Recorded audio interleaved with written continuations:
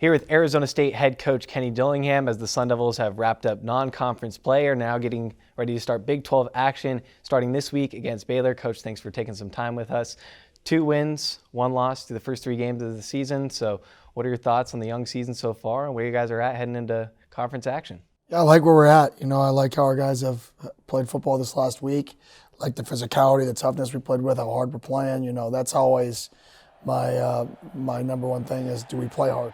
Last year, heading into this conference, didn't have firsthand experience of what it was like to play in the league, being that it was ASU's first year in the conference. Now knowing what it's like to play a full year in the league, how has that expanded your view or understanding of what being in the Big 12 is? Every game's close.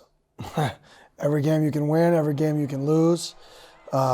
It's just every game's its own journey, its own fight. So it's fun because every single week is a challenge. Big focus for you guys is the Texas to Tempe pipeline. So, how big are these next 4 of the 5 weeks, especially playing teams from the state of Texas and with a lot of guys on your roster from the Lone Star State? Yeah, obviously our guys, know a lot of these guys on these other teams. So there's even more of a connection to the game because they're friends with people they play with high school with these guys. Our recruits watch the games, being from Texas. So they're big games for the program, but every week's a big game, Recruits like going to a place that wins. And one of those big-time players from the state of Texas is Jordyn Tyson. He's had a phenomenal start to the season. How would you just describe his dynamic skill set and what he does out there on the field? Yeah, he's put together a good first 3 games. He's worked really hard this offseason. He's gained 10 to 15 pounds. He's stronger than he's ever been. And you can see that with how he's playing right now. And how critical is Sam and his continued connection to having success in conference play? Yeah, they got to continue kind of what they had last year. And I think that's shown to continue going into this year through the first 3 games. So we just got to continue to put those guys in position to succeed, and they got to continue to do what they do, which is make plays. Those are a couple alphas on offense, but you also have some dogs on defense. I mean, Jordan Crook, Clayton Smith, CJ Fire, just a few of the names that you have. You talk about at the start of this interview of just how you want your teams to play with passion. How have you seen that passion show up on that side of the ball so far? Yeah, it has. I mean, those guys, that side of the ball has been playing really, really hard. I think the offense side of the ball is playing hard too. The last game and a half, and you could really see the energy. But I think it all starts with guys like Crook and the passion they play with, and Rouser, and Jacob Kandika, and CJ, and Prince, and Clayton. I think Watley. There's so many guys that just play this game with immense passion that I think other people can relate, connect, and then they want to match it. I know you're so focused on the present moment, but Cam Skattebo, were you able to catch a glimpse of his first touchdown on Sunday? I just saw the highlights, which was awesome. Saw him run somebody over, then I saw him score a touchdown, so I shot him a text. It's pretty cool to watch those guys go live out their dream.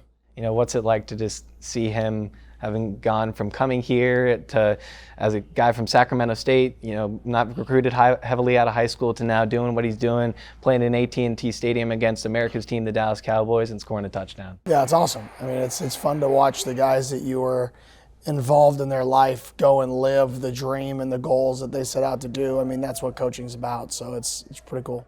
And many of your running backs currently have stepped up to fill that void that Scat left behind. Raleek Brown, Kyson Brown, as well as Kanye Udo. What are your thoughts on those 3, especially with Kyson potentially getting back in the mix this week and how they've filled that void? And they did an awesome job. I mean, we've run the ball really, really well these last 2 weeks on those guys.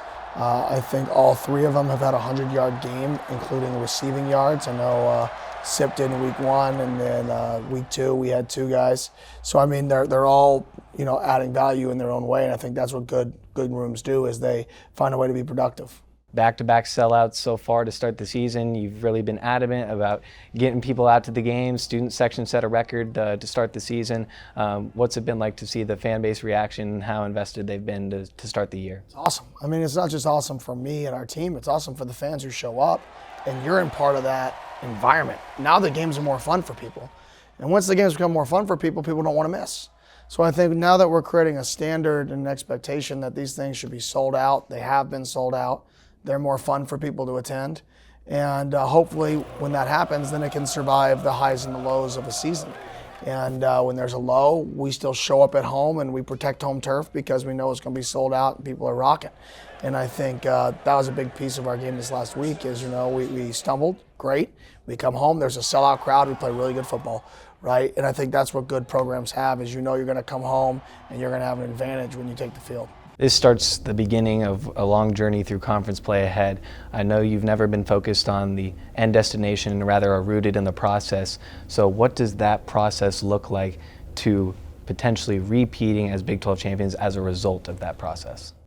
We just show up on Sunday, guys get rehab, they get their bodies right. We show up on Monday morning, we watch corrections from the game, about an hour. We come back in the afternoon, at night, and we go through the game plan for the opponent. We show up on Tuesday, we practice. Wednesday, practice. Thursday, we walk through. Friday, we practice.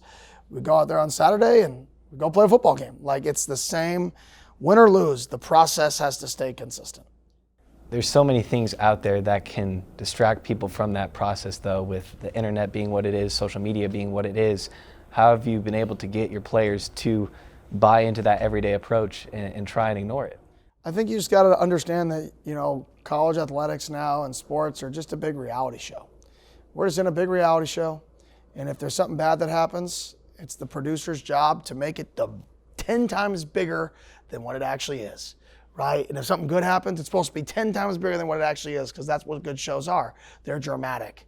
And the goal, if you're in the show, right, it's your life. Just stay the course, right? Don't fall for the dramatic scenes in the show that we now make sports, right? That's the fun part for everybody else. Us, just ups and downs, right? And hopefully you just keep getting better and you rise and rise and rise. Coach, we appreciate your time. Best of luck in Big 12 play. Thank you. Catch all the next 2 games for the Sun Devils on Fox 10, your home for ASU Athletics.